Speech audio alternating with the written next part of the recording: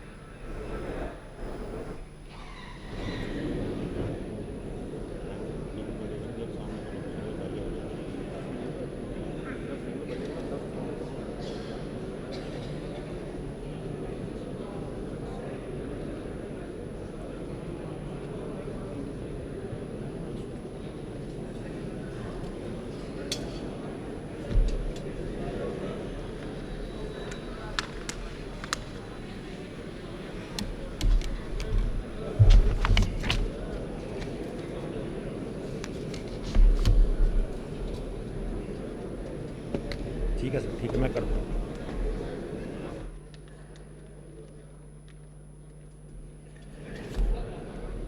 मैं करूँगा सर, मैंने अनाउंस करना है सर, मुझे साहब का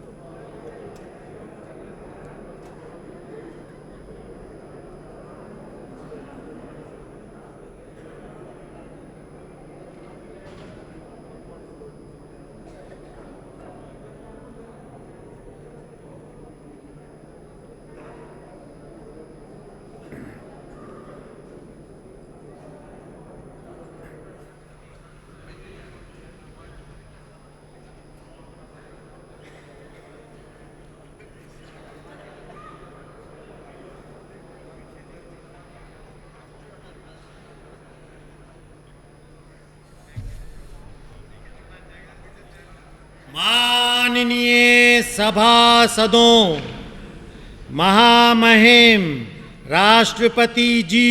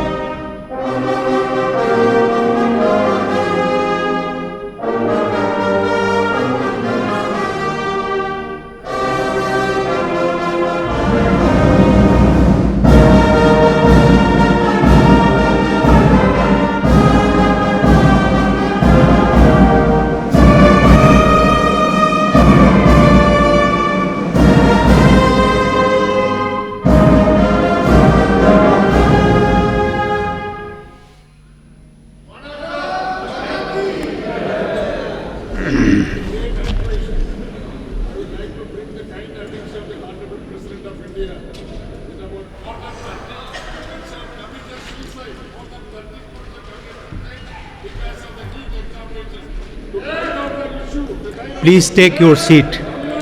माननीय सदस्यगण, कोरोना वायरस से उत्पन्न वैश्विक महामारी का यह तीसरा वर्ष है। इस दौरान हमने भारत के लोगों की लोकतांत्रिक मूल्यों में अगाध आस्था, अनुशासन और कर्तव्यपरायणता को और मजबूत होते देखा है। आज जब भारत अपनी आज़ादी के 75 वर्ष पर अमृत महोत्सव मना रहा है, तब प्रत्येक भारतवासी की यह संकल्प शक्ति भारत के उज्जवल भविष्य के लिए असीम विश्वास पैदा करती है। इसी विश्वास के साथ मैं संसद भवन के इस ऐतिहासिक सेंट्रल हॉल से प्रत्येक भारतवासी का अभिनंदन करता हूँ। मैं आज संसद के इस समवेत सत्र में देश के उन लाखों स्वाधीनता सेनानियों को नमन करता हूँ, जिन्होंने अपने कर्तव्यों को सर्वोच्च प्राथमिकता दी और भारत को उसके अधिकार दिलाए। आज़ादी के इन 75 वर्षों में देश की विकास यात्रा में अपना योगदान देने वाले सभी महानुभावों का भी मैं श्रद्धापूर्वक स्मरण करता हूँ। अमृत महोत्सव के इस कालखंड में देश की महान विभूतियों से जुड़े विशेष अवसर भी सभी देशवासियों को प्रेरणा दे रहे हैं। गुरु तेग बहादुर जी का 400वां प्रकाश वर्ष पर्व, श्री अरविंदो की 150वीं जन्म जयंती, V.O. चिदम्बरम पिल्लई का 150वां जन्म वर्ष और नेताजी सुभाष चंद्र बोस की 125वीं जन्म जयंती जैसे पुण्य अवसरों को मेरी सरकार पूरी भव्यता के साथ मना रही है। सरकार ने इस वर्ष से गणतंत्र दिवस समारोह को नेताजी की जयंती पर 23 जनवरी से ही मनाने की शुरुआत की है। मेरी सरकार मानती है कि अतीत को याद रखना तथा उससे सीख लेना देश के सुरक्षित भविष्य के लिए बहुत ही जरूरी है। साहिबजादों के बलिदान की स्मृति में 26 दिसंबर को वीर बाल दिवस की घोषणा एवं 14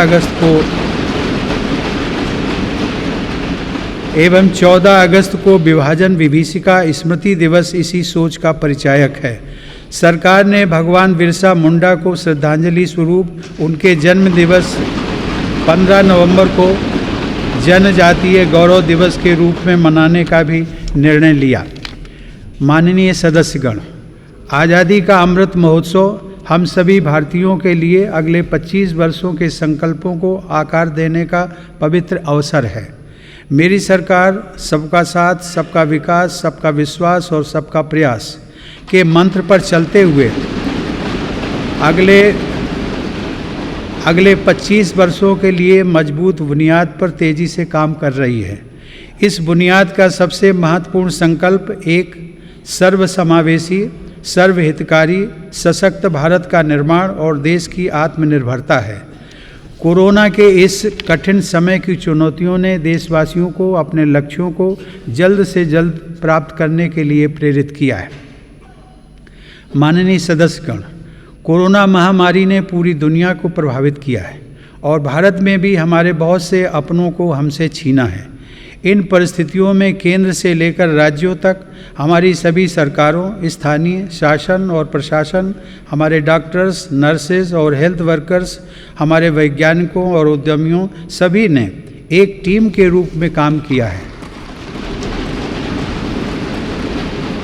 सरकार और नागरिकों के बीच यह परस्पर विश्वास, समन्वय और सहयोग लोकतंत्र की ताकत का अभूतपूर्व उदाहरण है। इसके लिए मैं देश के प्रत्येक हेल्थ और फ्रंट लाइन वर्कर का, हर देशवासी का अभिनंदन करता हूँ। कोविड-19 के खिलाफ इस लड़ाई में भारत के सामर्थ्य का प्रमाण कोविड वैक्सीनेशन प्रोग्राम में नजर आया है। हमने 1 साल से भी कम समय में 150 करोड़ से भी ज़्यादा वैक्सीन डोज लगाने का रिकॉर्ड पार किया है। आज हम पूरी दुनिया में सबसे ज़्यादा वैक्सीन डोज देने वाले अग्रणी देशों में से एक हैं। इस अभियान की सफलता ने देश को एक ऐसा रक्षा कवच दिया है जिससे हमारे नागरिकों की सुरक्षा भी बढ़ी है और उनका मनोबल भी बढ़ा है। आज देश में 90% से अधिक वयस्क नागरिकों को टीके की 1 डोज मिल चुकी है, जबकि 70% से अधिक लोग दोनों डोज ले चुके हैं। हर घर दस्तक अभियान के माध्यम से सरकार बाकी लोगों तक भी पहुंच रही है। इसी माह वैक्सीनेशन प्रोग्राम में 15 से 18 वर्ष तक के किशोर किशोरियों को भी शामिल किया गया है। साथ ही फ्रंटलाइन वर्कर्स और बीमारियों से ग्रस्त वरिष्ठ नागरिकों के लिए प्रिकॉशनरी डोज की भी शुरुआत की गई है। अब तक देश में कुल 8 वैक्सीन्स को इमरजेंसी यूज़ के लिए स्वीकृत मिल चुकी है। भारत में बन रही 3 वैक्सीन्स को विश्व स्वास्थ्य संगठन की तरफ से आपात स्थिति में उपयोग की मंजूरी भी मिली है। भारत में बन रही ये वैक्सीन्स पूरी दुनिया को महामारी से मुक्त कराने और करोड़ों लोगों का जीवन बचाने में अहम भूमिका निभा रही है। माननीय सदस्यगण, कोरोना महामारी से निपटने के लिए हमारे देश के प्रयास केवल तात्कालिक चुनौतियों तक सीमित नहीं हैं। इसीलिए मेरी सरकार ऐसे दूरदर्शी समाधान तैयार कर रही है जो भविष्य के लिए भी प्रभावी और उपयोगी रहें। सरकार द्वारा 64,000 करोड़ रुपए की लागत से शुरू किया गया प्रधानमंत्री Ayushman Bharat health infrastructure mission इसका एक सराहनीय उदाहरण है। इससे न केवल वर्तमान की स्वास्थ्य संबंधी ज़रूरतों को पूरा करने में मदद मिलेगी, बल्कि आने वाले संकटों के लिए भी देश को तैयार किया जा सकेगा। मेरी सरकार की संवेदनशील नीतियों के कारण देश में अब स्वास्थ्य सेवाएं जन साधारण तक आसानी से पहुंच रही हैं। 80,000 से अधिक हेल्थ एंड वेलनेस सेंटर्स और करोड़ों की संख्या में जारी आयुष्मान भारत कार्ड से गरीबों को इलाज में बहुत मदद मिली है। सरकार ने 8,000 से अधिक जन औषधि केंद्रों के माध्यम से कम कीमत पर दवाइयाँ उपलब्ध कराकर इलाज पर होने वाले खर्च को कम किया है। सुलभ और सुगम स्वास्थ्य सेवाओं के लिए उठाया गया आयुष्मान भारत डिजिटल मिशन भी एक बड़ा कदम है। माननीय सदस्यगण, कोरोना काल में भारतीय फार्मा सेक्टर ने भी अपनी श्रेष्ठता को साबित किया है। वर्तमान समय में भारतीय फार्मा कंपनियों के उत्पाद 180 से ज़्यादा देशों में पहुंच रहे हैं। लेकिन इस क्षेत्र में भारत के लिए संभावनाएं कहीं अधिक व्यापक हैं। फार्मा इंडस्ट्री के लिए मेरी सरकार द्वारा घोषित PLI स्कीम से इन संभावनाओं को विस्तार मिलेगा और रिसर्च को भी गति मिलेगी। सरकार द्वारा किए गए प्रयासों के परिणाम स्वरूप योग, आयुर्वेद एवं पारंपरिक चिकित्सा पद्धतियों की लोकप्रियता लगातार बढ़ रही है। वर्ष 2014 में देश से 6,600 करोड़ रुपए के आयुष उत्पादों का निर्यात होता था, जो आज बढ़कर 11,000 करोड़ रुपए से अधिक हो गया है। दुनिया के सबसे पहले WHO global centre of traditional medicine की स्थापना भी भारत में होने जा रही है। माननीय सदस्यगण, हमारे संविधान के मुख्य शिल्पी बाबा साहब डॉक्टर भीमराव अंबेडकर ने कहा था कि मेरा आदर्श एक ऐसा समाज होगा जो स्वाधीनता, समानता और भाईचारे पर आधारित हो। प्रजातंत्र सरकार का एक स्वरूप मात्र नहीं है। प्रजातंत्र का मूल है अपने साथियों के प्रति आदर और सम्मान की भावना। बाबा साहब के इन आदर्शों को मेरी सरकार अपने लिए ध्येय वाक्य मानती है। मेरी सरकार की आस्था अंत्योदय के मूल मंत्र में है, जिसमें सामाजिक न्याय भी हो, समानता भी हो, सम्मान भी हो और समान अवसर भी हो। इसीलिए आज सरकार की नीतियों में गांव, गरीब, पिछड़े, अनुसूचित जाति एवं जनजातियों को सर्वोच्च प्राथमिकता दी जा रही है। हाल के वर्षों में पद्म पुरस्कारों के चयन में भारत की यह भावना भली भांति झलकती है। विविधता से भरे भारत में देश के कोने कोने में समर्पित जीवन जीने वाले लोग राष्ट्र सेवा में जुटे हुए हैं। उनमें भारत की शक्ति के दर्शन होते हैं। माननीय सदस्यगण, कोरोना के इस महासंकट में हमने बड़े बड़े देशों में खाद्यान्न की कमी और भूख की परेशानी देखी है, लेकिन मेरी संवेदनशील सरकार ने इस बात का पूरा प्रयास किया कि 100 साल के इस सबसे बड़े संकट में कोई गरीब भूखा ना रहे। प्रधानमंत्री गरीब कल्याण अन्न योजना के अंतर्गत मेरी सरकार सभी गरीबों को हर महीने मुफ्त राशन दे रही है। 80 करोड़ लाभार्थियों को 19 महीनों से खाद्यान्न वितरित करने हेतु 2,60,000 करोड़ रुपए के खर्च के साथ भारत में आज दुनिया का सबसे बड़ा फूड डिस्ट्रीब्यूशन प्रोग्राम चलाया जा रहा है। वर्तमान परिस्थितियों को देखते हुए पूरी संवेदनशीलता के साथ मेरी सरकार ने इस योजना को मार्च 2022 तक बढ़ा दिया है। कोरोना काल में गरीब के स्वाभिमान और उसके रोजगार की रक्षा करने के लिए सरकार प्रधानमंत्री स्वनिधि योजना भी चला रही है। यह योजना हमारे रेहड़ी पटरी वाले भाइयों बहनों के लिए बहुत सहायक सिद्ध हो रही है। इस योजना के तहत अब तक 28 लाख रेहड़ी पटरी वालों को 2900 करोड़ रुपए से ज़्यादा की धनराशि जारी की गई। सरकार अब इन स्ट्रीट वेंडर्स को ऑनलाइन फूड डिलीवरी करने वाली कंपनियों के साथ भी जोड़ रही है। श्रमिकों के हितों की रक्षा के लिए सरकार ने ई श्रम पोर्टल भी शुरू किया है, जिससे अब तक 23 करोड़ से अधिक श्रमिक जुड़ चुके हैं। जनधन आधार मोबाइल अर्थात जैम ट्रिनिटी को मेरी सरकार ने जिस तरह नागरिक सशक्तिकरण से जोड़ा है, उसका प्रभाव भी हम लगातार देख रहे हैं। 44 करोड़ से अधिक गरीब देशवासियों के बैंकिंग सिस्टम से जुड़ने के कारण महामारी के दौरान करोड़ों लाभार्थियों को सीधे कैश ट्रांसफ़र का लाभ मिला है। डिजिटल इंडिया और डिजिटल इकोनॉमी के बढ़ते प्रसार के संदर्भ में देश के यूपीआई प्लेटफॉर्म की सफलता के लिए भी मैं सरकार के विज़न की प्रशंसा करूंगा। दिसंबर 2021 में देश में 8 लाख करोड़ रुपए से ज़्यादा का लेन देन यूपीआई के माध्यम से हुआ है। यह इस बात का उदाहरण है कि हमारे देश में जन सामान्य द्वारा बदलाव और तकनीक को बहुत तेज़ी से अपनाया जा रहा है। माननीय सदस्यगण, मेरी सरकार मूलभूत सुविधाओं को गरीब के सशक्तिकरण और गरीब की गरिमा बढ़ाने का माध्यम मानती है।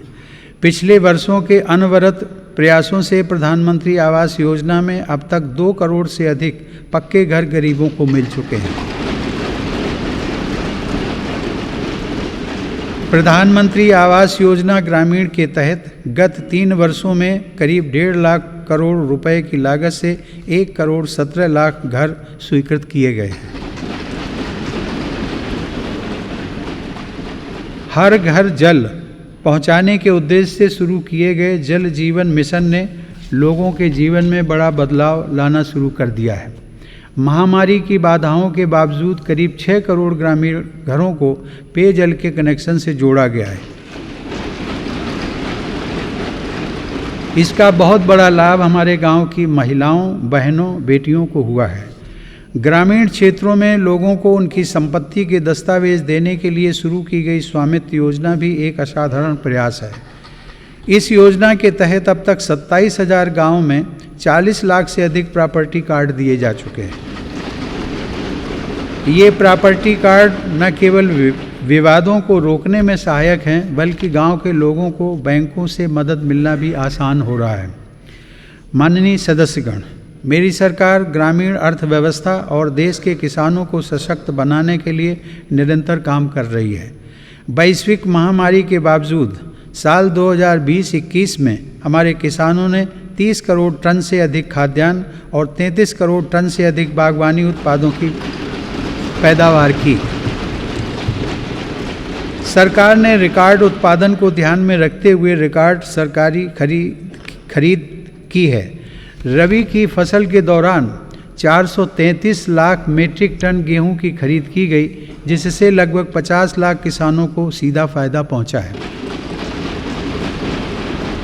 खरीफ की फसल के दौरान रिकॉर्ड लगभग 900 लाख मीट्रिक टन धान की खरीद की गई, जिससे 1 करोड़ 30 लाख किसान लाभान्वित हुए। सरकार के प्रयासों से देश का कृषि निर्यात भी रिकॉर्ड स्तर पर बढ़ा है।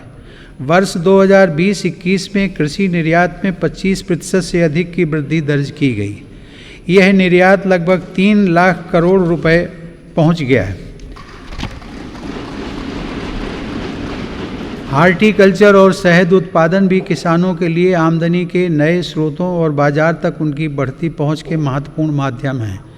शहद उत्पादन को प्रोत्साहन देने से वर्ष 2020-21 में देश का शहद उत्पादन 1,25,000 मीट्रिक टन तक पहुंच गया है, जो कि 2014-15 की तुलना में करीब 55% ज़्यादा है। 2014-15 की तुलना में शहद की निर्यात मात्रा में भी 102% से ज़्यादा की वृद्धि दर्ज की गई है। किसानों को उनकी फसल के अधिक दाम मिले, इसके लिए उनके उत्पादों का सही बाजार तक पहुंचना जरूरी होता है। इस दिशा में सरकार ने किसान रेल सेवा शुरू करते हुए किसानों के लिए खुशहाली के नए रास्ते खोलने का काम किया है। कोरोना काल में भारतीय रेल ने सब्जियों, फलों तथा दूध जैसी जल्दी खराब होने वाली खाद्य सामग्री के परिवहन के लिए 150 से अधिक मार्गों पर 1900 से ज़्यादा किसान रेल चलाई और करीब 6 लाख मीट्रिक टन कृषि उत्पादों की ढुलाई की। यह इस बात का उदाहरण है कि अगर सोच नई हो तो पुराने संसाधनों से भी नए रास्ते बनाए जा सकते हैं। माननीय सदस्यगण, कृषि क्षेत्र में देश की सतत सफलता और बढ़ते सामर्थ्य का सबसे बड़ा श्रेय मैं देश के छोटे किसानों को देना चाहता हूँ। देश के 80% किसान छोटे किसान ही हैं, जिनके हितों को मेरी सरकार ने हमेशा केंद्र में रखा है। प्रधानमंत्री किसान सम्मान निधि के माध्यम से 11 करोड़ से अधिक किसान परिवारों को 1,80,000 करोड़ रुपए दिए गए हैं। इस निवेश से कृषि क्षेत्र में आज बड़े बदलाव दिखाई दे रहे हैं। फसल बीमा योजना में नए बदलावों का लाभ भी देश के छोटे किसानों को हुआ है। इन बदलावों के बाद से अब तक 8 करोड़ से अधिक किसानों को मुआवजा के तौर पर 1 लाख करोड़ रुपए से ज़्यादा की राशि दी जा चुकी है। खेतों के नज़दीक जरूरी इंफ्रास्ट्रक्चर को विकसित करने के लिए भी मेरी सरकार अभूतपूर्व स्तर पर निवेश कर रही है। 1 लाख करोड़ रुपए के कृषि इंफ्रास्ट्रक्चर फंड के अंतर्गत हजारों परियोजनाओं को मंजूरी दी गई है। मेरी सरकार ने खाद्य तेल में आत्मनिर्भरता को ध्यान में रखते हुए 11,000 करोड़ रुपए की लागत से national mission on edible oils oil palm की शुरुआत भी की है। सरकार ऑर्गेनिक खेती, प्राकृतिक खेती और क्रॉप डाइवर्सिफिकेशन जैसे विशेष प्रयास भी कर रही है। यह आप सभी की जानकारी में है कि संयुक्त राष्ट्र ने वर्ष 2023 को इंटरनेशनल ईयर ऑफ मिलेट्स के रूप में घोषित किया है। मेरी सरकार इंटरनेशनल ईयर ऑफ मिलेट्स को देश के किसानों, self help groups, FPOs, food industry और जन सामान्य के साथ मिलकर व्यापक स्तर पर मनाएगी। मेरी सरकार वर्षा जल संरक्षण के लिए भी गंभीरता से काम कर रही है। देश में रेन वाटर हार्वेस्टिंग इंफ्रास्ट्रक्चर के निर्माण और पारंपरिक जल स्रोतों के जीर्णोद्धार के लिए विशेष अभियान चलाए जा रहे हैं। प्रधानमंत्री कृषि सिंचाई योजना के तहत विभिन्न परियोजनाओं और अटल भू जल योजना की मदद से देश में 64 लाख हेक्टेयर सिंचाई क्षमता विकसित की गई है। नदियों को आपस में जोड़ने की योजनाओं पर भी सरकार ने काम आगे बढ़ाया है। हाल ही में 45,000 करोड़ रुपए की लागत से पूरी होने वाली केन बेतवा लिंक परियोजना को भी स्वीकृति दी गई है। यह परियोजना बुंदेलखंड में पानी की चुनौतियों को समाप्त करने में सहायक होगी। माननीय सदस्यगण, ग्रामीण अर्थव्यवस्था को गति देने में महिलाओं की भूमिका अधिक विस्तृत होती जा रही है। 2021-22 में 28 लाख सेल्फ हेल्प ग्रुप्स को बैंकों की तरफ से 65,000 करोड़ रुपए की मदद दी गई है। यह राशि 2014-15 की तुलना में 4 गुना अधिक है। सरकार ने हजारों महिला सेल्फ हेल्प ग्रुप्स के सदस्यों को ट्रेनिंग देकर उन्हें बैंकिंग सखी के रूप में भागीदार भी बनाया है। ये महिलाएं ग्रामीण क्षेत्रों में बैंकिंग सेवाओं को घर घर तक पहुंचाने का माध्यम बन रही हैं। महिला सशक्तिकरण मेरी सरकार की उच्च प्राथमिकताओं में से एक है। उज्ज्वला योजना की सफलता के हम सभी साक्षी हैं। मुद्रा योजना के माध्यम से हमारे देश की माताओं बहनों की उद्यमिता और कौशल को बढ़ावा मिला है। बेटी बचाओ बेटी पढ़ाओ पहल से अनेक सकारात्मक परिणाम सामने आए हैं और स्कूलों में प्रवेश लेने वाली बेटियों की संख्या में उत्साहजनक वृद्धि हुई है। बेटे बेटी को समानता का दर्जा देते हुए मेरी सरकार ने महिलाओं के विवाह के लिए न्यूनतम आय को 18 वर्ष से बढ़ाकर पुरुषों के समान 21 वर्ष करने का विधेयक भी संसद में प्रस्तुत किया है। सरकार ने 3 तलाक को कानूनन अपराध घोषित कर समाज को इस कुप्रथा से मुक्त करने की शुरुआत की है। मुस्लिम महिलाओं पर केवल मेहरम के साथ ही हज यात्रा करने जैसे प्रतिबंधों को भी हटाया गया है। वर्ष 2014 से पूर्व अल्पसंख्यक वर्ग के लगभग 3 करोड़ विद्यार्थियों को छात्रवृत्तियां दी गई थी, जबकि मेरी सरकार ने वर्ष 2014 से अब तक ऐसे 4.5 करोड़ से अधिक विद्यार्थियों को छात्रवृत्तियां प्रदान की। इससे मुस्लिम बालिकाओं के स्कूल छोड़ने की दर में महत्वपूर्ण कमी दर्ज की गई है तथा उनके प्रवेश में वृद्धि देखी गई है। देश की बेटियों में सीखने की क्षमता को बढ़ावा देने के लिए राष्ट्रीय शिक्षा नीति में जेंडर इंक्लूजन फंड का भी प्रावधान किया गया है। यह हर्ष की बात है कि मौजूदा सभी 33 सैनिक स्कूलों ने बालिकाओं को प्रवेश देना शुरू कर दिया है। सरकार ने राष्ट्रीय रक्षा अकादमी में भी महिला कैडेट्स के प्रवेश को मंजूरी दी है। महिला कैडेट्स का पहला बैच एनडीए में जून 2022 में प्रवेश करेगा। मेरी सरकार के नीतिगत निर्णय और प्रोत्साहन से विभिन्न पुलिस बलों में महिला पुलिसकर्मियों की संख्या में 2014 के मुकाबले दोगुनी से ज़्यादा बढ़ोतरी हो चुकी है। माननीय सदस्यगण, महान संत तिरुवल्लुवर ने कहा था, कक्कर्क कसड्डर कर्प वई कट्रिपिन निकर्क अद्दकर्क तगा। अर्थात एक व्यक्ति जो कुछ भी सीखता है वह उसके आचरण में दिखाई देता है। आत्मनिर्भर भारत के संकल्प व सामर्थ्य को आकार देने के लिए मेरी सरकार देश में नई राष्ट्रीय शिक्षा नीति लागू कर रही है। राष्ट्रीय शिक्षा नीति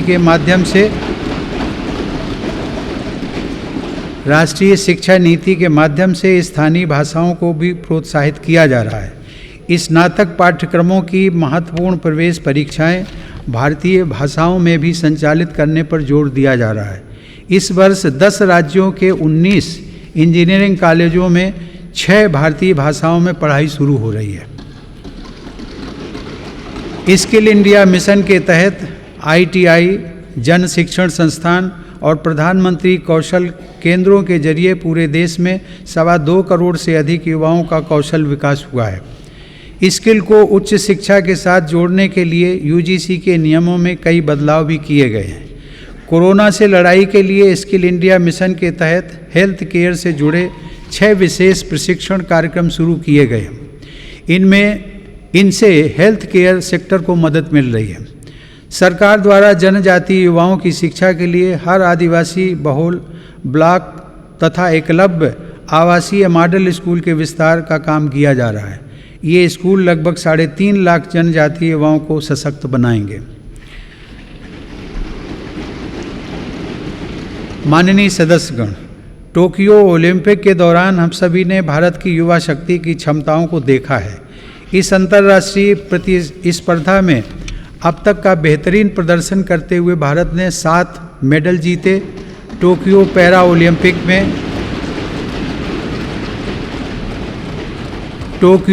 ओलंपिक में भी भारतीय पैरा एथलीटों ने 19 पदक जीतकर रिकॉर्ड कायम किया। ओलंपिक प्रतिस्पर्धाओं तथा खेलकूद में भारत की उपस्थिति मजबूत करने के लिए केंद्र सरकार, राज्य सरकारों के साथ मिलकर देश में सैकड़ों खेलो इंडिया केंद्र स्थापित कर रही है।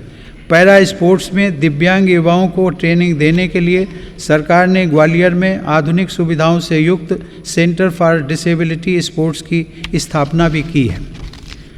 माननीय सदस्यगण, दिव्यांगजनों के लिए सुगमता, समानता और सम्मानपूर्ण जीवन के अवसर प्रदान करना एक समाज के रूप में हमारी सामूहिक जिम्मेदारी है। इस दिशा में आज सुगम्य भारत अभियान हमारी राष्ट्रीय संवेदना का परिचय दे रहा है। दिव्यांगजनों का जीवन बदलने के लिए देश में निःशुल्क सहायक उपकरणों से लेकर कॉकलियर इम्प्लांट सर्जरी जैसे प्रोग्राम चलाए जा रहे हैं।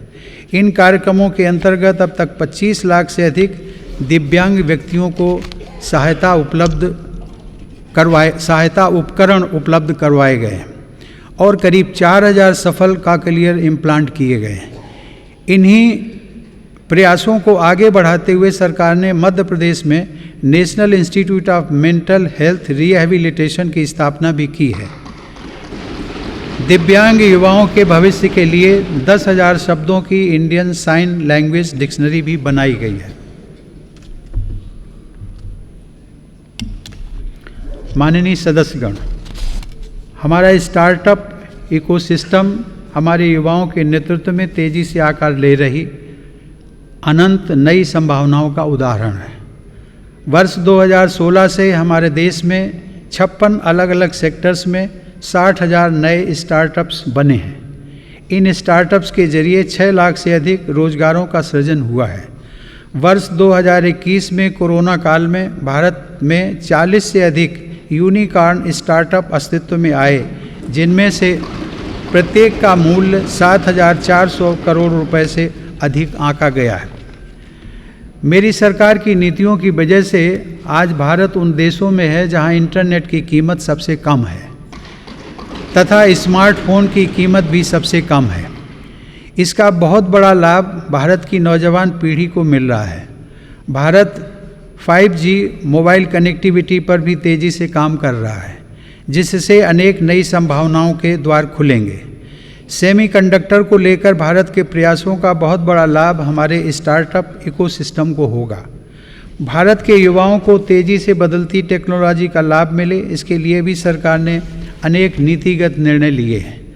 कई नए सेक्टरों में प्रवेश के द्वार खोले।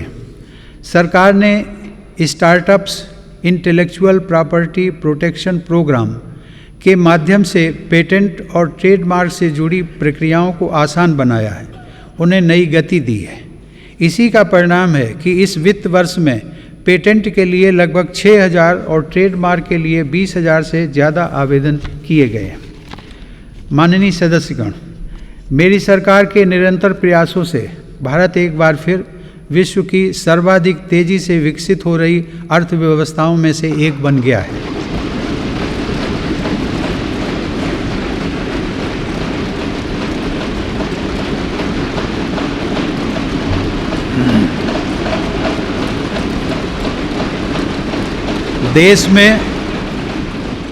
देश में जीएसटी कलेक्शन पिछले कई महीनों से निरंतर 1 लाख करोड़ रुपए से ऊपर बना हुआ है।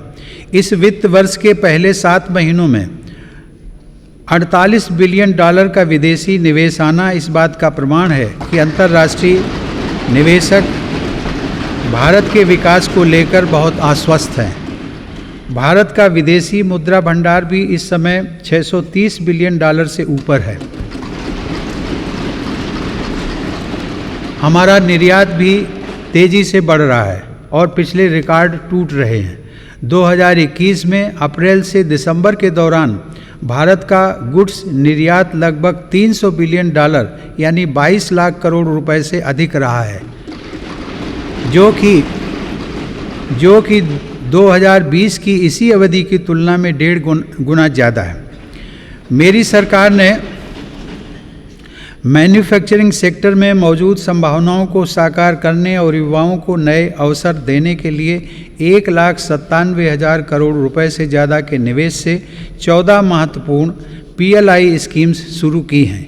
ये PLI स्कीम्स न केवल भारत को ग्लोबल मैन्युफैक्चरिंग हब के रूप में स्थापित करने में मदद करेंगी, बल्कि रोजगार के 60 लाख से अधिक अवसर भी उपलब्ध कराएंगे।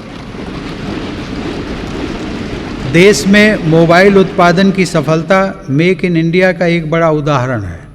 आज भारत विश्व में दूसरा सबसे बड़ा मोबाइल फ़ोन निर्माता बनकर उभरा है।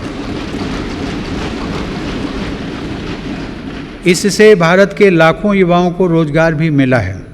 हमारा देश इलेक्ट्रॉनिक और टेक्नोलॉजी हार्डवेयर के क्षेत्र में ग्लोबल लीडर बने, इसके लिए सरकार ने सिलिकॉन और compound semiconductor fabrication, display, FAB, chip design और इनसे जुड़े वेंचर्स के लिए हाल ही में 76,000 करोड़ रुपए का पैकेज भी घोषित किया है।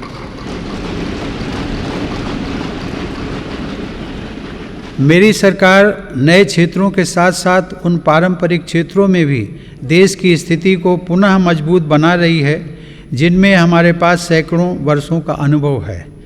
इसी दिशा में मेरी सरकार द्वारा वस्त्र उद्योग के विकास के लिए करीब 4,500 करोड़ रुपए के निवेश से 7 मेगा इंटीग्रेटेड टेक्सटाइल रीजन और अपैरल पार्क बनाए जा रहे हैं। इससे देश में इंटीग्रेटेड टेक्सटाइल वैल्यू चेन तैयार होगी। ये मेगा टेक्सटाइल पार्क्स भारतीय तथा विदेशी निवेशकों को भी आकर्षित करेंगे और रोजगार के लाखों नए अवसर पैदा करेंगे। माननीय सदस्यगण, भारत की समृद्धि में बड़े उद्योगों के साथ सूक्ष्म एवं लघु उद्योगों की भूमिका बहुत महत्वपूर्ण है। हमारे MSMEs हमारी अर्थव्यवस्था का मेरुदंड रहे हैं और आत्मनिर्भर भारत को गति प्रदान करते रहे हैं। कोरोना काल में MSMEs को संकट से बचाने और जरूरी क्रेडिट उपलब्ध कराने के लिए सरकार ने 3 लाख करोड़ रुपए के कोलेटरल फ्री लोन्स की व्यवस्था की। हाल के अध्ययनों से यह स्पष्ट हुआ है कि इस योजना की सहायता से 13.5 लाख MSME यूनिट्स को जीवन दान दिया गया और 1.5 करोड़ रोजगार भी सुरक्षित किए गए। जून 2021 में सरकार 3 लाख करोड़ रुपए की इस गारंटी को बढ़ाकर 4.5 लाख करोड़ रुपए कर चुकी है। MSME सेक्टर को विस्तार प्रदान करने तथा इस सेक्टर के लिए अवसर बढ़ाने हेतु कई नीतिगत फैसले भी लिए गए हैं। MSMEs की नई परिभाषा से छोटे उद्योगों को आगे बढ़ाने में मदद मिल रही है। सरकार ने थोक और खुदरा व्यापारियों व स्ट्रीट वेंडर्स को उद्यम पोर्टल पर रजिस्टर करने की अनुमति भी दी है ताकि उन्हें प्रायोरिटी सेक्टर लेंडिंग का लाभ मिल सके। मैं खादी की सफलता का भी विशेष उल्लेख करूंगा। आज़ादी की लड़ाई में बापू के नेतृत्व में देश की चेतना का प्रतीक रही खादी एक बार फिर छोटे उद्यमियों का संबल बन रही है।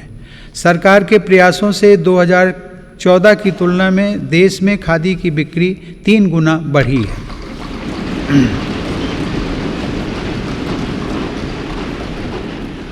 माननीय सदस्यगण, किसी भी देश के विकास का आधार वहाँ का इंफ्रास्ट्रक्चर होता है। मेरी सरकार की दृष्टि में इंफ्रास्ट्रक्चर सामाजिक असमानता को पाटने वाला सेतु भी है। इंफ्रास्ट्रक्चर पर होने वाले निवेश से न केवल लाखों नए रोजगार पैदा होते हैं बल्कि इसका एक गुणात्मक प्रभाव भी होता है। इससे व्यापार करना सुगम होता है, परिवहन की गति बढ़ती है और हर सेक्टर में आर्थिक गतिविधियों में वृद्धि होती है। मेरी सरकार ने इंफ्रास्ट्रक्चर विकास के कार्यों को और अधिक गति प्रदान करने के लिए अलग अलग मंत्रालयों के कामकाज को प्रधानमंत्री गति शक्ति राष्ट्रीय मास्टर प्लान के रूप में एक साथ जोड़ा है। यह प्लान भारत में मल्टी मोडल ट्रांसपोर्ट के एक नए युग का प्रारंभ करने जा रहा है।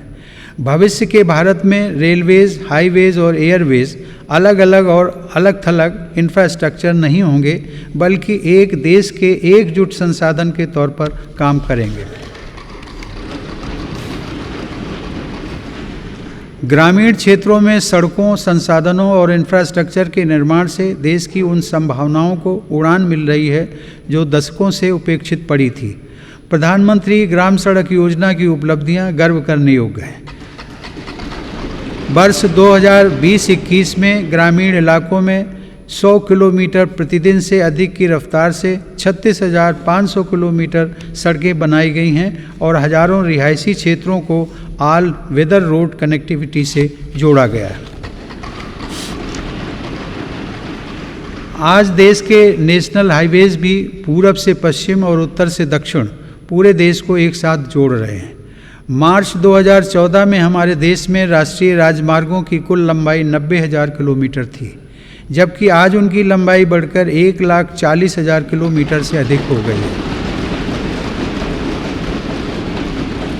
भारतमाला परियोजना के अंतर्गत लगभग 6 लाख करोड़ रुपए की लागत से 20,000 किलोमीटर से अधिक लंबाई के राजमार्गों पर काम किया जा रहा है। इनमें 23 ग्रीन एक्सप्रेसवेज और ग्रीन फील्ड कॉरिडोर्स का विकास भी शामिल है। दिल्ली मुंबई एक्सप्रेस वे भी पूरा होने के करीब है, जो कि भारत का सबसे लंबा और सबसे तेज एक्सप्रेस वे होगा। मेरी सरकार को पंढरपुर तीर्थ को जोड़ने वाले संत ज्ञानेश्वर मार्ग और संत तुकाराम पालकी मार्ग के चौड़ीकरण का काम शुरू करने का सौभाग्य भी मिला है। देश में आधुनिक इंफ्रास्ट्रक्चर के विकास से आज जहां एक ओर विकास के नए रास्ते खुल रहे हैं, तो वहीं दूसरी ओर इससे देश की सुरक्षा को भी नई ताकत मिल रही है। बॉर्डर रोड्स ऑर्गेनाइजेशन BRO ने लद्दाख में उमलिंग ला दर्रा पर 19,000 फीट की ऊंचाई पर विश्व की सबसे ऊंची परिवहन योग्य सड़क का निर्माण किया है। लद्दाख के देमचोक, उत्तराखंड के जोलिंगकोंग और अरुणाचल प्रदेश के हुरी जैसे सर्वाधिक दूरस्थ गांवों को भी आधुनिक सड़कों से जोड़ा गया है। मेरी सरकार भारतीय रेलवे का भी तेज गति से आधुनिकीकरण कर रही है। नई वंदे भारत ट्रेनें तथा नए विस्टाडोम कोच भारतीय रेल की आभा में वृद्धि कर रहे हैं। बीते 7 वर्षों में 24,000 किलोमीटर रेलवे रूट का विद्युतीकरण हुआ है। नई रेलवे लाइंस बिछाने और दोहरीकरण का काम भी तेज गति से जारी है। गुजरात में गांधीनगर रेलवे स्टेशन और मध्य प्रदेश में रानी कमलापति रेलवे स्टेशन आज आधुनिक भारत की नई तस्वीर के रूप में सामने आए हैं। कश्मीर में चिनाब नदी पर निर्मित हो रहा रेलवे आर्च ब्रिज आकर्षण का केंद्र बन रहा है। मेरी सरकार ने गरीब और मध्यम वर्ग का जीवन आसान बनाने के लिए पब्लिक ट्रांसपोर्ट की सुविधा बढ़ाने में भी असाधारण काम किया है। देश में 11 नई मेट्रो लाइंस पर सेवाएं शुरू की गई हैं, जिनका लाभ 8 राज्यों में लाखों लोगों को हर दिन मिल रहा है। भारत आज दुनिया के 4 सबसे बड़े ड्राइवरलेस ट्रेन नेटवर्क वाले देशों में भी शामिल हो गया है। हमने देश में इंडिजिनस ऑटोमेटिक ट्रेन सिस्टम भी विकसित किया है, जो कि मेक इन इंडिया की बढ़ती क्षमता का प्रतीक है।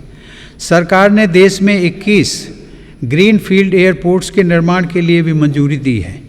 इनमें से देश का सबसे बड़ा एयरपोर्ट उत्तर प्रदेश के गौतम बुद्ध नगर जिले में बन रहा है। देश के महत्वपूर्ण कारोबारी क्षेत्रों को बंदरगाहों से जोड़ने के लिए सागरमाला कार्यक्रम के अंतर्गत 80 से अधिक कनेक्टिविटी परियोजनाओं पर भी काम हो रहा है। अब तक 24 राज्यों में 5 मौजूदा राष्ट्रीय जलमार्गों और 106 नए जलमार्गों सहित कुल 111 जलमार्गों को राष्ट्रीय जलमार्ग घोषित किया गया है। इनमें से 23 जलमार्गों के जरिए माल परिवहन भी हो सकेगा। आधुनिक इंफ्रास्ट्रक्चर की दिशा में सरकार द्वारा 27,000 सर्किट किलोमीटर से ज़्यादा ट्रांसमिशन लाइंस भी बिछाई गई हैं। माननीय सदस्यगण, बीते समय में हमने देश में आत्मनिर्भर भारत के नए संकल्प को ठोस आकार लेते देखा है। इस संकल्प को रिफॉर्म्स की ऊर्जा से तेज गति प्राप्त हो रही है। नए लेबर रिफॉर्म्स से लेकर बैंकिंग रिफॉर्म्स और इंसॉल्वेंसी एंड बैंक्रप्सी कोड तक सुधारों का यह क्रम बिना रुके अनवरत चल रहा है। विगत वर्ष केंद्र और राज्यों के अलग अलग विभागों में 26,000 से ज़्यादा कंप्लाइंसेस की आवश्यकता को घटाया जा चुका है। देश में स्पेस को प्राइवेट सेक्टर के लिए खोलकर संभावनाओं का अनंत आकाश भी उपलब्ध करा दिया गया। पिछले साल भारत की अंतरिक्ष क्षमताओं को बढ़ाने के लिए इन स्पेस का गठन किया जाना ऐसा ही एक प्रमुख कदम है। तेजी से विकसित हो रही ड्रोन टेक्नोलॉजी और इससे जुड़ी संभावनाओं को लेकर भी मेरी सरकार सजग और सक्रिय है। इस दिशा में सरकार ने सिंप्लीफाइड ड्रोन रूल्स 2021 को अधिसूचित किया है। और ड्रोन व ड्रोन कलपुर्जों के देश में निर्माण के लिए PLI योजना भी शुरू की है। इससे देश को भविष्य की इस महत्वपूर्ण टेक्नोलॉजी में अपनी स्थिति को मजबूत बनाने में मदद मिलेगी। माननीय सदस्यगण, मेरी सरकार देश की सुरक्षा के लिए दृढ़ संकल्पित होकर काम कर रही है। सरकार की नीतियों की वजह से डिफेंस सेक्टर में, विशेषकर रक्षा उत्पादन में, देश की आत्मनिर्भरता लगातार बढ़ रही है। वर्ष 2020-21 में सैन्य बलों के आधुनिकीकरण के लिए जो भी स्वीकृतियां प्रदान की गईं, उनमें 87% उत्पादों में मेक इन इंडिया को प्राथमिकता दी गई।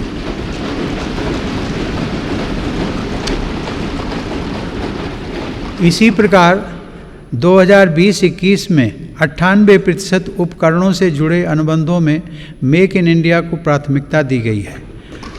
हमारी सेनाओं ने 209 ऐसे साजो सामान की सूची भी जारी की है जिन्हें अब विदेश से नहीं खरीदा जाएगा। रक्षा उपक्रमों द्वारा 2800 से ज़्यादा ऐसे उपकरणों की सूची जारी की जा चुकी है जिनका देश में ही निर्माण किया जाएगा। हिंदुस्तान एरोनॉटिक्स लिमिटेड के साथ 83 LCA तेजस फाइटर एयरक्राफ्ट के निर्माण हेतु अनुबंध किए गए हैं। सरकार ने ऑर्डिनेंस फैक्ट्रियों को 7 डिफेंस PSUs का रूप देने के लिए महत्वपूर्ण कदम उठाए हैं। इसके अलावा रक्षा क्षेत्र में प्राइवेट सेक्टर और स्टार्टअप्स को तेज़ी से बढ़ावा देने के लिए भी सरकार प्रतिबद्ध है। हमारा लक्ष्य है कि हमारी सेनाओं की ज़रूरत का सामान भारत में विकसित हो तथा भारत में ही निर्मित हो। माननीय सदस्यगण, तेजी से उभरते वैश्विक परिवेश में भारत ने अपने राजनयिक संबंधों को बेहतर बनाते हुए अपनी स्थिति को मजबूत किया है। अगस्त 2021 में भारत ने संयुक्त राष्ट्र सुरक्षा परिषद की अध्यक्षता की और इस दौरान कई अभूतपूर्व निर्णय लिए गए। भारत की अध्यक्षता में ही सुरक्षा परिषद ने पहली बार समुद्री सुरक्षा के विषय पर अपने एजेंडा आइटम के अंतर्गत समग्र रूप से विचार विमर्श किया। संयुक्त राष्ट्र सुरक्षा परिषद ने इस विषय पर पहली बार एक प्रेसिडेंशियल स्टेटमेंट को सर्वसम्मति से अडॉप्ट भी किया। हमने अपने पड़ोसी देश अफगानिस्तान में अस्थिरता और नाजुक हालात को भी देखा है। भारत ने इन परिस्थितियों में मानवता को सर्वोपरि रखते हुए ऑपरेशन देवी शक्ति को संचालित किया।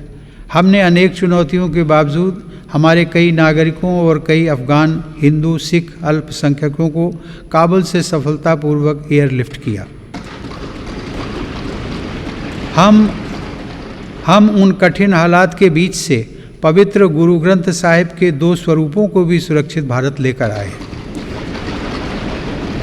मानवता की दृष्टि से भारत अफगानिस्तान में मेडिकल सप्लाई और अनाज पहुंचाने में भी मदद कर रहा है। माननीय सदस्यगण, वर्तमान समय में जलवायु परिवर्तन पूरे विश्व के सामने बड़ी चुनौती है। भारत इस विषय पर एक जिम्मेदार वैश्विक आवाज़ बनकर उभरा है। COP26 शिखर सम्मेलन में मेरी सरकार ने घोषणा की है कि वर्ष 2030 तक भारत अपने कार्बन उत्सर्जन को 1 बिलियन टन से घटा देगा। भारत ने साल 2070 तक नेट जीरो उत्सर्जन वाली अर्थव्यवस्था का लक्ष्य भी रखा है। भारत ने विश्व समुदाय को साथ लेकर green grid initiative, one sun one world one grid की पहल भी की है। यह global interconnected solar power grid का पहला अंतर्राष्ट्रीय नेटवर्क बन रहा है। पर्यावरण को लेकर हमारे बड़े लक्ष्य और साहसिक संकल्प प्रकृति के प्रति हमारी संवेदनशीलता को दर्शाते हैं।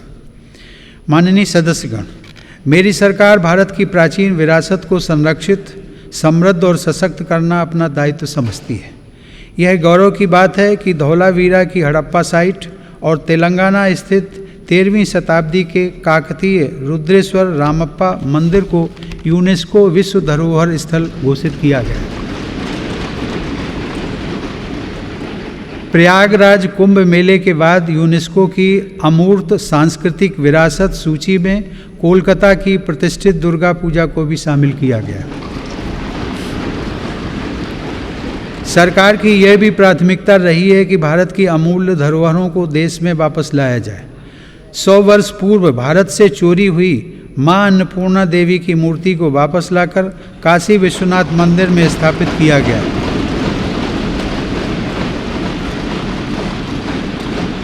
दुनिया के अलग अलग देशों से ऐसी ही कई ऐतिहासिक धरोहरें आज भारत में वापस लाई जा रही हैं। हम सब जानते हैं कि विरासत और पर्यटन का एक दूसरे से गहरा नाता है। इसीलिए आज एक और भारत की आध्यात्मिक विरासत को फिर से जीवंत किया जा रहा है, तो साथ ही तीर्थयात्रियों और पर्यटकों के लिए आधुनिक सुविधाएं और इंफ्रास्ट्रक्चर का विकास भी हो रहा है।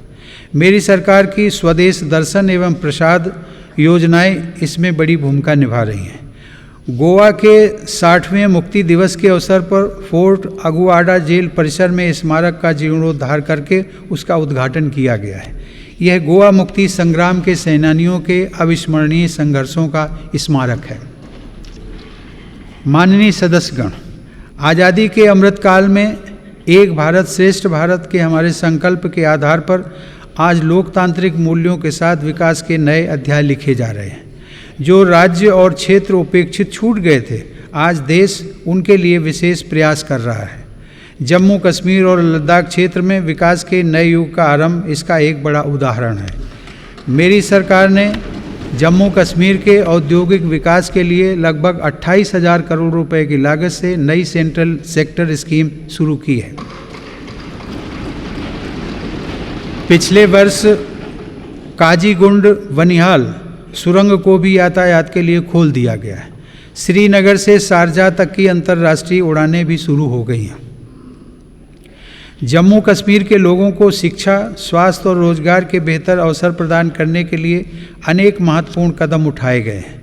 इस समय वहाँ 7 मेडिकल कॉलेजों के अलावा 2 एम्स का कार्य प्रगति पर है, जिनमें से एक एम्स जम्मू में और एक कश्मीर में है। IIT जम्मू और IIM जम्मू का निर्माण कार्य भी तेजी से चल रहा है। लद्दाख संघ राज्य क्षेत्र में इंफ्रास्ट्रक्चर और आर्थिक विकास को तेजी से आगे बढ़ाने के लिए सिंधु इंफ्रास्ट्रक्चर डेवलपमेंट कॉरपोरेशन की स्थापना की गई है। लद्दाख की इस विकास यात्रा में एक और उपलब्धि सिंधु सेंट्रल यूनिवर्सिटी के रूप में जुड़ रही है। माननीय सदस्यगण, मेरी सरकार पूर्वोत्तर के सभी राज्यों अरुणाचल प्रदेश, असम, मणिपुर, मेघालय, मिजोरम, नागालैंड, सिक्किम और त्रिपुरा के सतत विकास के लिए प्रतिबद्ध है। इन राज्यों में हर स्तर पर बुनियादी और आर्थिक अवसरों का विकास किया जा रहा है। रेल और हवाई कनेक्टिविटी जैसी सुविधाओं का सपना पूर्वोत्तर के लोगों के लिए अब साकार हो रहा है। यह देश के लिए गर्व का विषय है कि पूर्वोत्तर राज्यों की सभी राजधानियां मेरी सरकार के प्रयास से अब रेलवे के नक्शे पर आ रही हैं।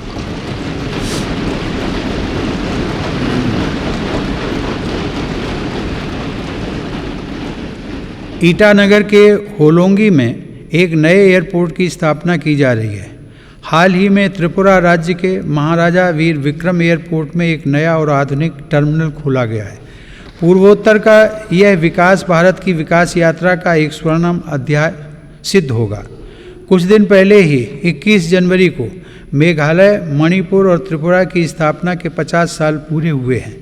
आज़ादी के 75 साल पूरे होने के साथ इन राज्यों की यात्रा भी हमें विकास के नए संकल्पों के लिए प्रेरित कर रही है। पूर्वोत्तर में शांति स्थापना के लिए मेरी सरकार के प्रयासों को ऐतिहासिक सफलता प्राप्त हुई है।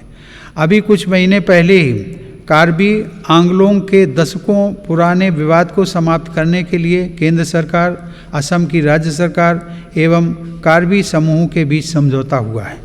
इससे इस क्षेत्र में शांति और खुशहाली का एक नया अध्याय शुरू हुआ है। सरकार द्वारा किए गए प्रयासों से आज देश में नक्सल प्रभावित जिलों की संख्या भी 126 से घटकर 70 रह गई है। माननीय सदस्यगण, मेरी सरकार नागरिकों की ज़रूरतों के प्रति सरकारी विभागों को अधिक से अधिक जवाबदेह बनाने के लिए कृत संकल्प है। बकाया मामलों में निपटान हेतु तथा स्वच्छता के लिए भारत सरकार के प्रत्येक मंत्रालय में विशेष अभियान चलाया जा रहा है। मिशन कर्मयोगी के अंतर्गत सिविल सर्वेंट्स की क्षमता बढ़ाने के लिए सरकार ने कैपेसिटी बिल्डिंग कमीशन की स्थापना की है।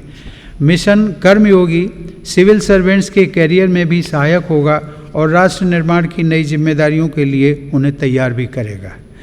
न्याय प्राप्ति को सरल और सुगम बनाने के लिए भी देश में कई महत्वपूर्ण कदम उठाए जा रहे हैं। टेली लॉ प्रोग्राम के माध्यम से मुकदमों से पहले सलाह देने के लिए एक प्लेटफॉर्म का गठन किया गया है। विवादों के निपटारे में गति लाने के लिए मेरी सरकार ने राज्यसभा में मध्यस्थता विधेयक 2021 पेश किया है। माननीय सदस्यगण, आज देश की उपलब्धियां और सफलताएं देश के सामर्थ्य और संभावनाओं के समान ही असीम हैं। ये उपलब्धियां किसी एक संस्था या प्रतिष्ठान की नहीं हैं, बल्कि देश के कोटि कोटि नागरिकों की हैं। इनमें करोड़ों देशवासियों का श्रम और पसीना लगा है। ये सभी उपलब्धियां हमारे महत्वाकांक्षी लक्ष्यों की लंबी यात्रा में एक तरह से मील का पत्थर है और आगे बढ़ने के लिए हमारी प्रेरणाएं भी हैं। वर्ष 2047 में देश अपनी आज़ादी की शताब्दी पूरी करेगा। उस समय के भव्य, आधुनिक और विकसित भारत के लिए हमें आज कड़ी मेहनत करनी है। हमें अपने परिश्रम को पराकाष्ठा तक लेकर जाना है और यह सुनिश्चित करना है कि अंततः इसके लाभकारी परिणाम निकले। इसमें हम सबकी भागीदारी है और समान भागीदारी है।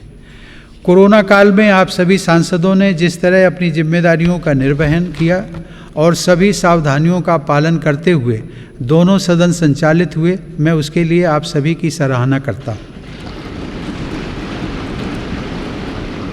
आप सभी सांसदगण करोड़ों देशवासियों की आशाओं आकांक्षाओं के सारथी हैं। इसी भावना के साथ हमें आगे भी काम करते रहना है।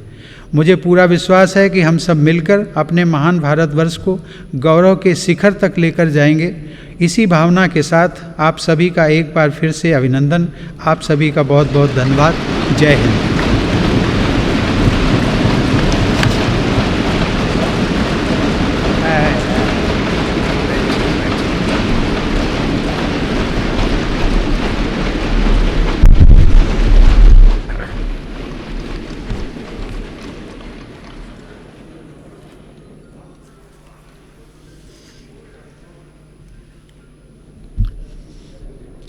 Honorable President Sri Ramnath Kovind ji, Honorable Prime Minister Sri Narendra Bhai Modi ji, Honorable Speaker Sri Om Birla ji, Honorable Members, Namaste.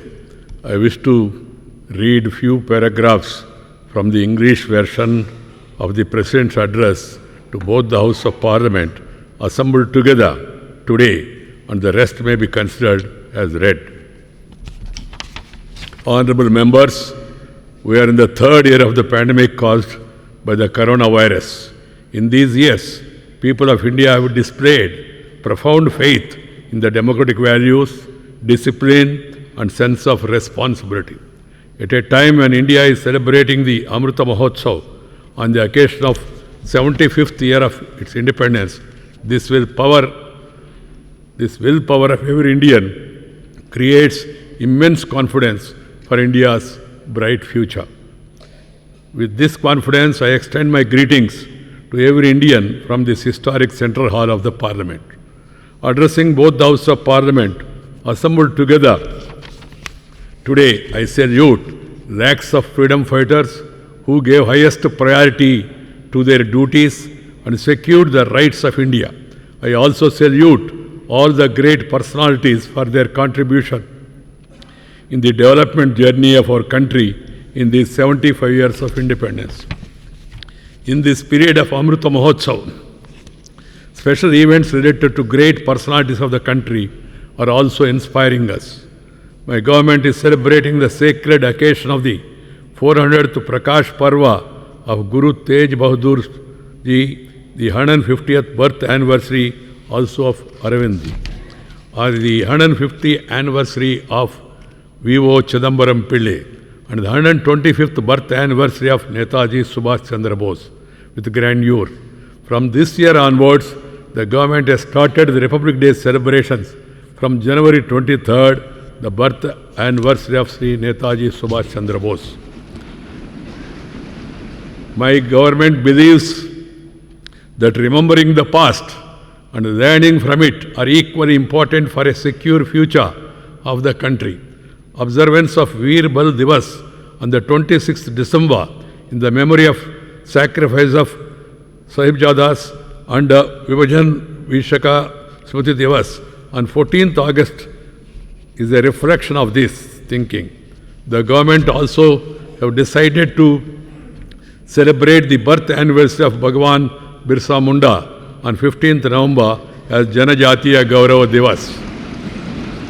As a tribute to him, honorable members, Azadi Ka Amrita Mahotsav is a sacred occasion for all the Indians to give concrete shape to the resolutions for the next 25 years.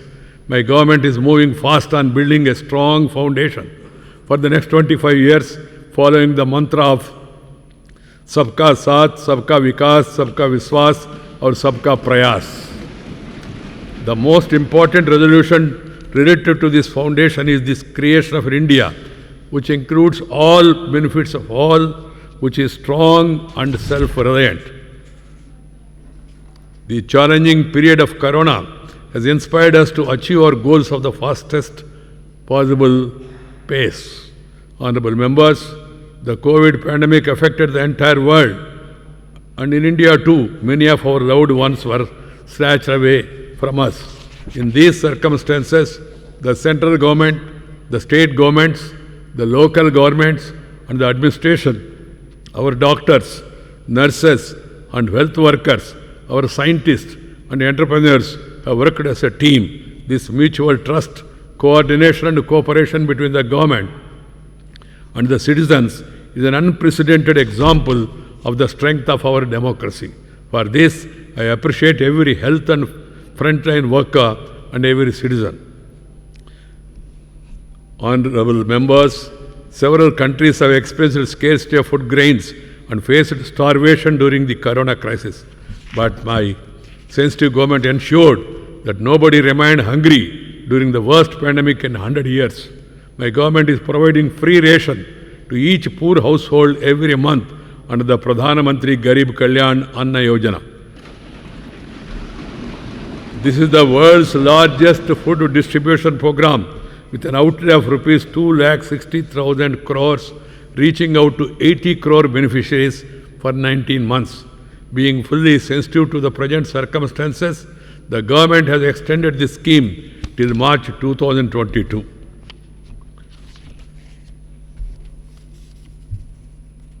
More than 2 crore Pakka houses have been provided to the poor under the Pradhana Mantri Awas Yojana as a result of the efforts made in the last few years. Under the Pradhana Mantri Awas Yojana Gramin, 1 crore 17 lakh houses have been approved at a cost of about rupees 1.5 lakh crores in the last 3 years. Launched with the aim of Har Ghar Jal, the Jal Jeevan mission has brought about a huge difference in the lives of the people.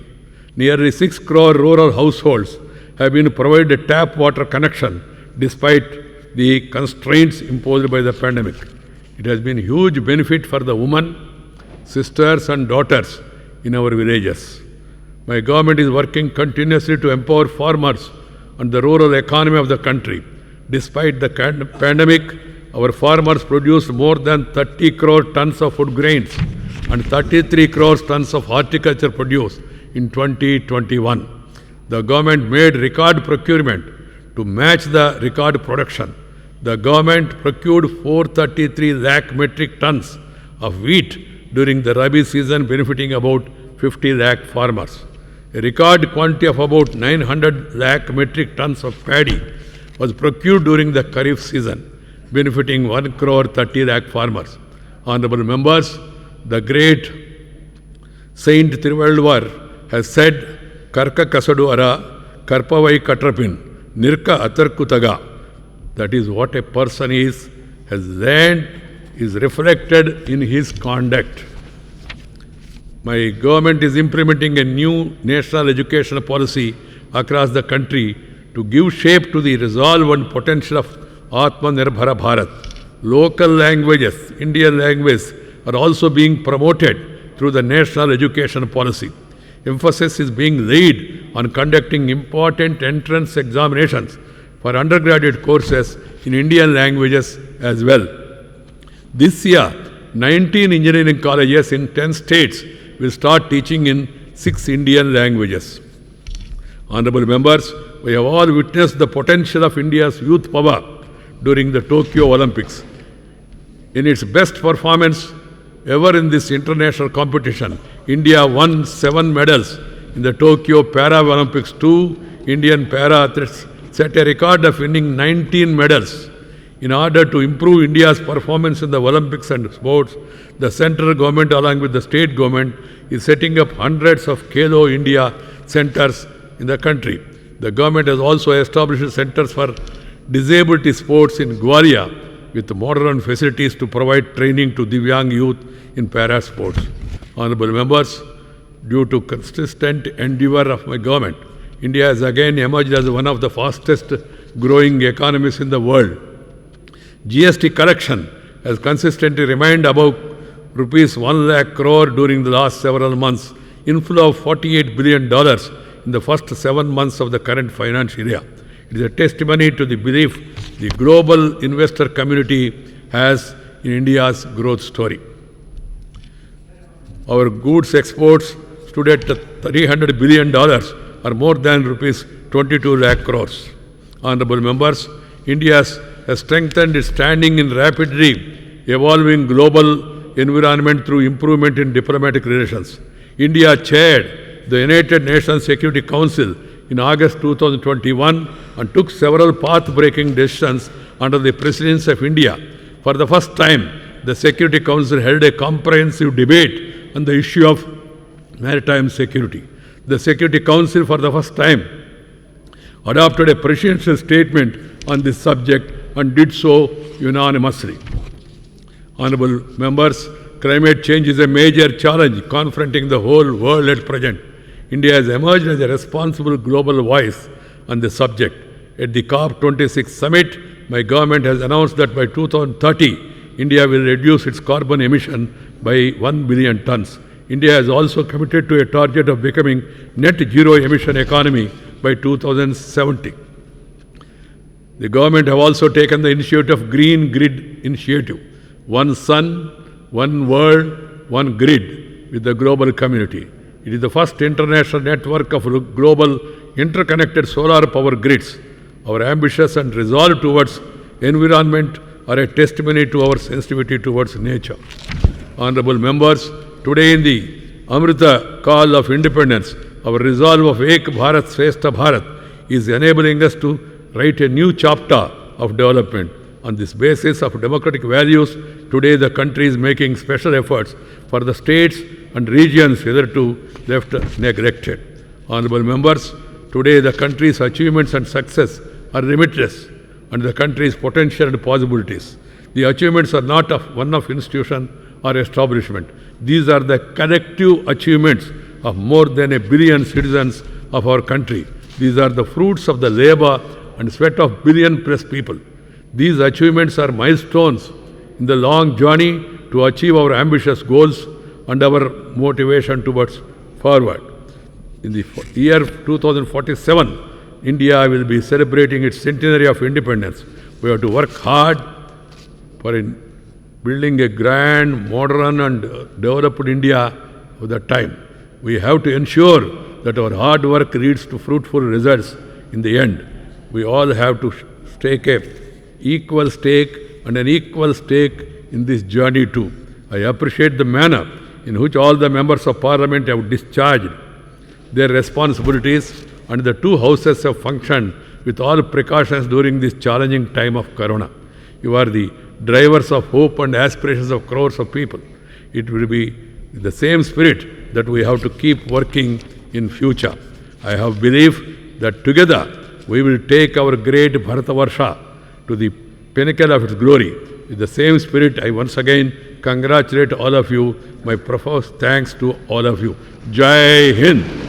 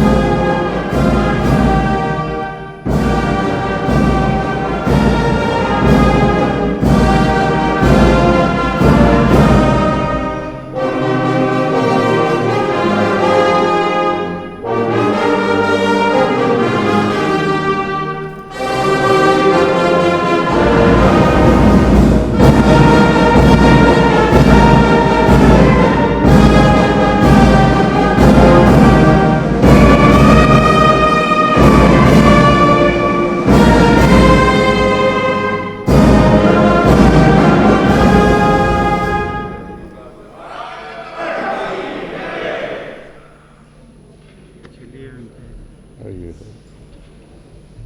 चलिए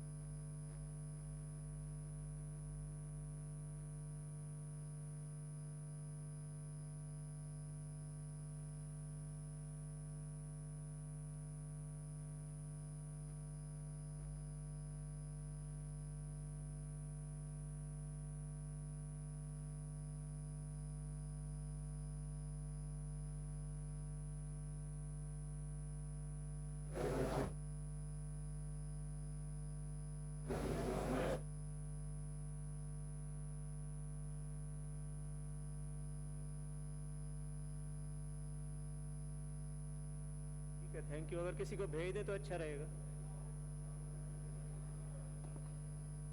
कहाँ भेजना है sir? तुझे नहीं कह रहे संजीव। अच्छा। संजीव हाँ जी भाई साहब। चेक कर लेना यहाँ से ना, भी एसआई चेक कर लेना। ठीक है सर।